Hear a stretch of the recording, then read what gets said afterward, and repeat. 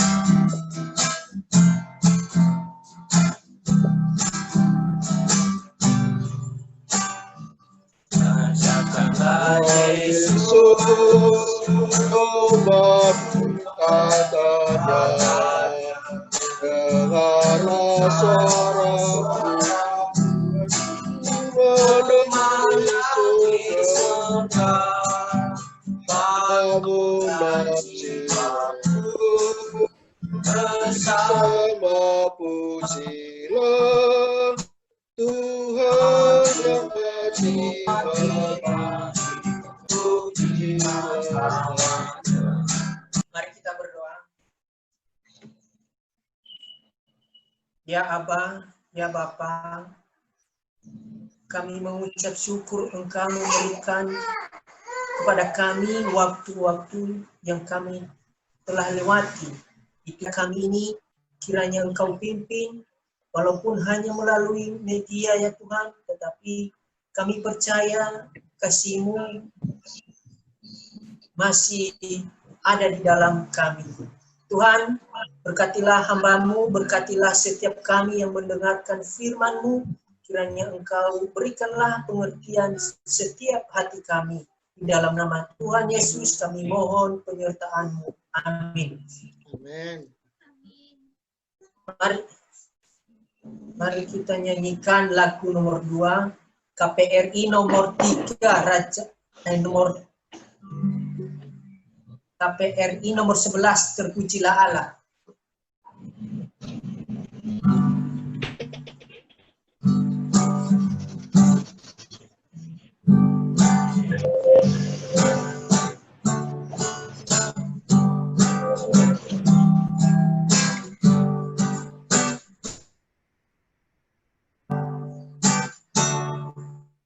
Terpujilah Allah, hikmat-Nya besar, begitu kasih-Nya turunnya semua, sehingga diberikan guru manusia serta menebus. Buatlah dunia bergema suaranya, nyatakanlah demi putranya, dipuji padanya sendiri. Kedengaran suara saya? Kalau kedengaran coba kasih jempol. Oke. Sebentar saya cas dulu laptopnya. Karena ini saya pakai laptop, kita record ini supaya nanti kita bisa share juga.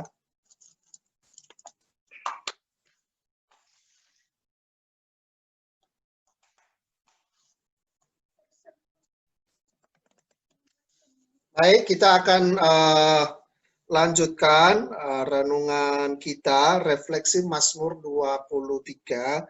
Kita masuk di bagian yang ke-9. Saya akan bacakan untuk kita semua, yaitu Mazmur 23 ayat yang ke-5, bagian A, ya. Ayat ke-5, Mazmur 23 bagian A. Saya akan bacakan. Engkau menyediakan hidangan bagiku di hadapan lawanku. Sekali lagi, Engkau menyediakan hidangan bagiku di hadapan lawanku. Ya, jadi saudara-saudara yang dikasihi Tuhan, meyakini bahwa Tuhan menyediakan hidangan, yaitu makanan dan segala kebutuhan jasmani dalam pengertian yang sesungguhnya, ya. sesuatu yang umum gitu ya. Jadi kita mengharapkan, kita yakin bahwa Tuhan pasti menyediakan, Tuhan pasti mencukupkan, Tuhan pasti memberikan segala apa yang kita butuhkan, merupakan keyakinan umum yang dimiliki oleh anak-anak Tuhan. Namun beda halnya ketika ada penekanan dan situasi tertentu. Ya, di dalam Mazmur Daud ini, ya, Daud mengungkapkan sesuatu yang tidak umum sebenarnya. Ya, Daud mengungkapkan sesuatu yang tidak umum, di mana ia menyaksikan karya Tuhan yang menyediakan hidangan baginya, bahkan di hadapan lawannya. Nah, saudara-saudara yang dikasihi Tuhan, di zaman Perjanjian Lama, gitu ya, bagi sebagian orang kalimat ini merupakan sekedar keinginan, bukan sebuah fakta, gitu ya. Jadi kalau di zaman dulu, di zaman Daud, karena memang sering terjadi perang, sering terjadi perebutan wilayah, sering terjadi penawanan, ya, bangsa yang lain mencaplok bangsa yang lain dan sebaliknya terus begitu. Maka kalimat ini seolah-olah itu hanya sekedar keinginan saja atau mimpi gitu ya. Mimpi di siang bolong ya. Zaman Daud adalah zaman peperangan hebat. Ya, tawan-menawan terjadi sekali lagi ya. Siapa yang kuat dialah yang menang dan berkuasa. Siapa yang lemah akan ditawan dan diperbudak. Sehingga bagi orang yang ada di tengah-tengah perang seperti itu akan susah sekali kita akan mendapatkan makanan yang sesungguhnya. Kita tunggu Bang Rihlalawa.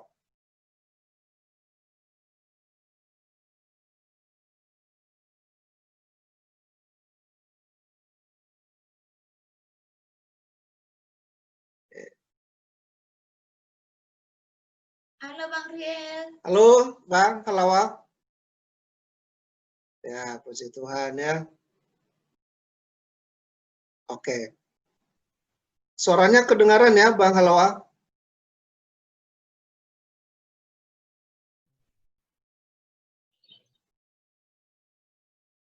Kedengaran? Bang Halawa, suara saya kedengaran? Kedengaran? Enggak. Oh, Bentar. sebentar.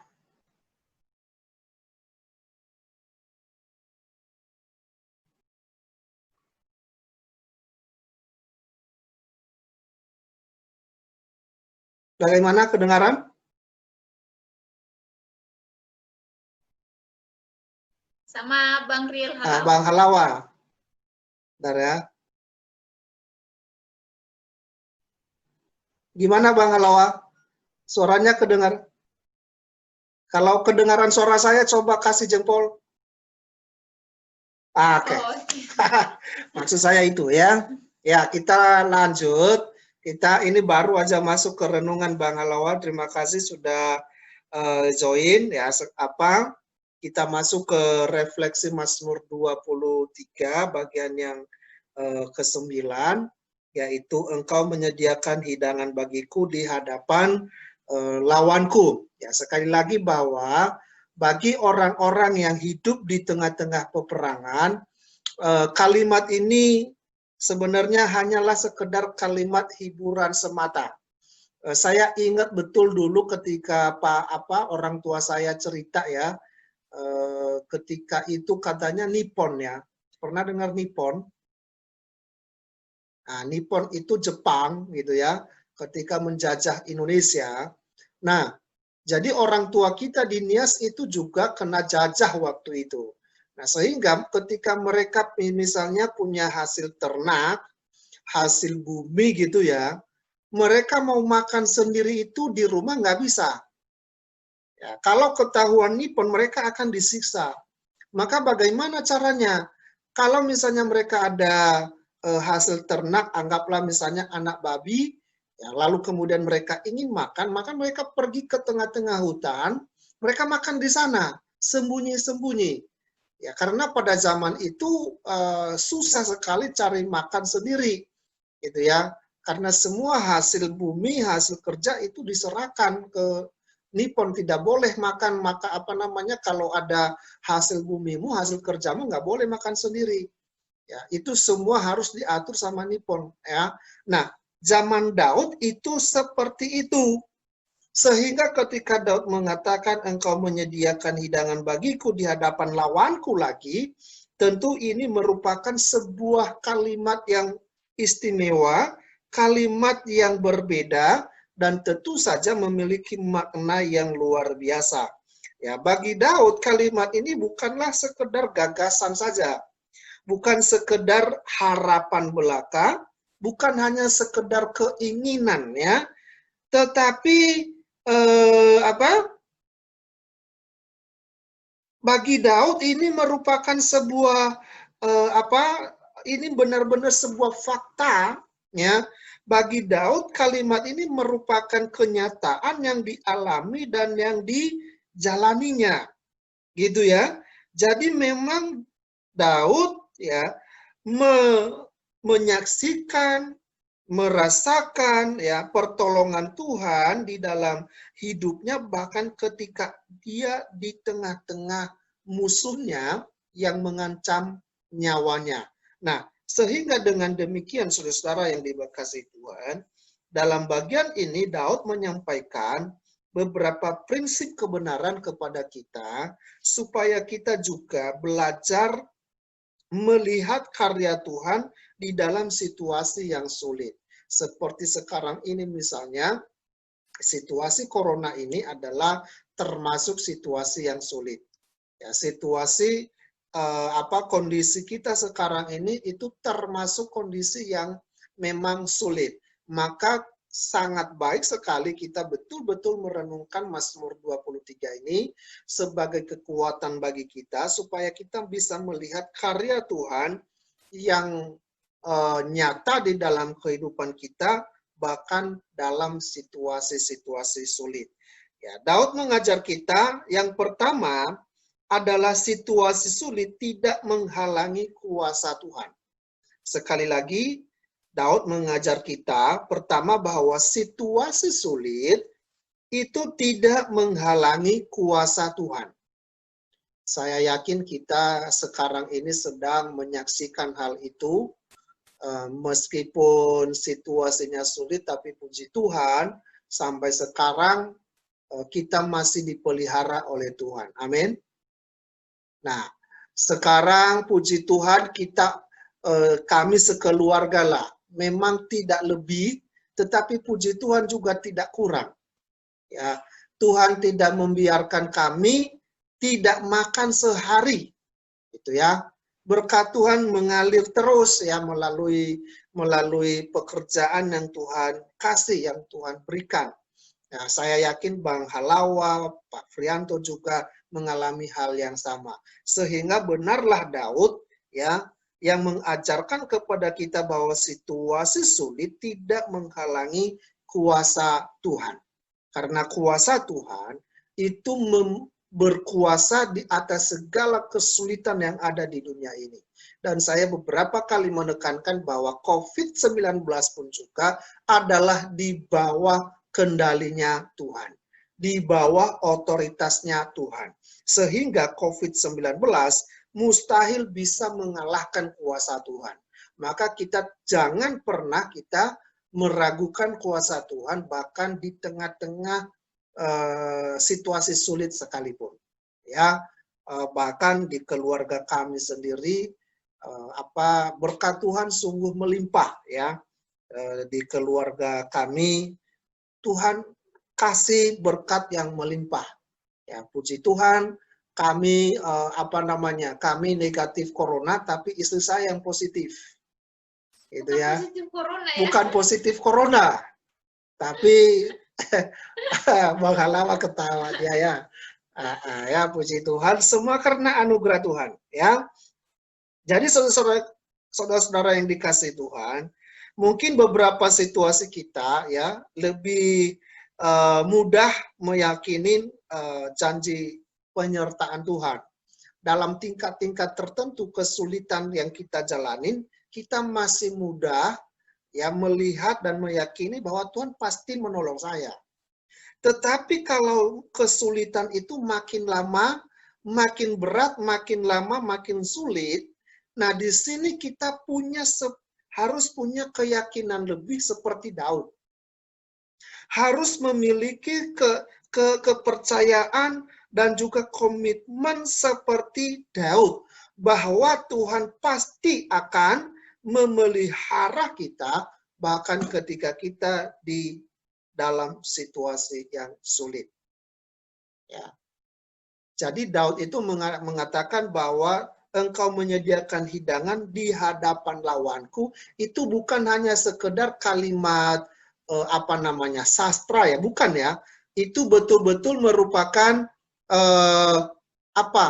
itu betul-betul merupakan fakta yang memang Daud itu hidup di dalam peperangan. Ya, sejak muda Daud sudah hidup di tengah-tengah di situasi yang sulit. Ya, mulai dari musuhnya hewan buas ya, beruang, singa, sampai dia misalnya musuhnya raksasa seperti Goliat, lalu kemudian bangsa-bangsa sekitarnya, Filistin dan bangsa-bangsa di sekitar kerajaan Israel pada zaman itu, semua musuh Daud. Dan betul-betul memang Daud ini selalu ada di hadapan lawannya, berhadapan dengan musuh, berhadapan dengan orang-orang yang mengancam nyawanya. Nah, sehingga kalimatnya di sini, engkau menyediakan hidangan bagiku di hadapan lawanku, itu bukan sekedar kalimat sastra, bukan sekedar puisi yang yang artinya itu abstrak ya, bukan, tetapi merupakan fakta yang dijalani oleh Daud. Maka Daud mengajar kita pertama tadi bahwa situasi sulit sekalipun, bahkan paling sulit, kalau orang Surabaya bilang sulit pol, ya, itu tidak akan menghalangi kuasa Tuhan di dalam memelihara kita, ya. Jadi oleh sebab itu kita perlu merenungkan kembali situasi yang sedang kita hadapi seperti COVID-19 ini, ya. Mungkin apa yang sedang kita alami saja seperti pandemi COVID-19 gitu ya, kita perlu kembali merenungkan itu dan kita kembali melihat bagaimana Tuhan memelihara kita ya. Dalam situasi pandemi COVID-19 ini kita perlu merenungkan kasih dan penyertaan Tuhan dalam hidup kita. Ini penting sekali saudara ya. Jadi sekali lagi bahwa kami bersaksi ya bahwa sampai sekarang puji Tuhan, Tuhan tidak pernah membiarkan kami kesusahan, bahkan tidak makan satu hari pun tidak pernah. Ya, di situasi sulit seperti ini benar-benar Tuhan tunjukkan kasih-Nya. Ya, memang betul penjualan di PTC kami siomay ya itu betul-betul memang terutama bulan April, bulan Mei itu betul-betul kacau, ya, betul-betul kacau, ya. Tahu sendiri kalau pernah ke PTC itu nggak ada orang malah, ya. Gimana ada yang mau beli, orang aja nggak ada gitu, ya. Sampai Dewi sama Teti kadang-kadang ngantuk seharian nggak ada yang menyapa gitu, ya. Tapi puji Tuhan semua Tuhan pelihara. Yang pertama, yang kedua. Ya, Daud mengajar kita yang kedua adalah pemeliharaan Tuhan itu tetap dan sama. Pemeliharaan Tuhan itu tetap dan sama, tidak pernah berubah ya. Jika kita perhatikan secara seksama Mazmur Daud dalam pasal ini, maka kita menemukan satu prinsip bahwa pemeliharaan Tuhan kepada domba-dombanya, baik domba-dombanya di zaman Daud, domba-domba Tuhan di zaman Tuhan Yesus, domba-domba Tuhan di zaman gereja mula-mula, sampai domba-domba Tuhan sekarang ini yaitu kita, penyertaan Tuhan itu, pemeliharaan Tuhan itu tetap dan sama persis.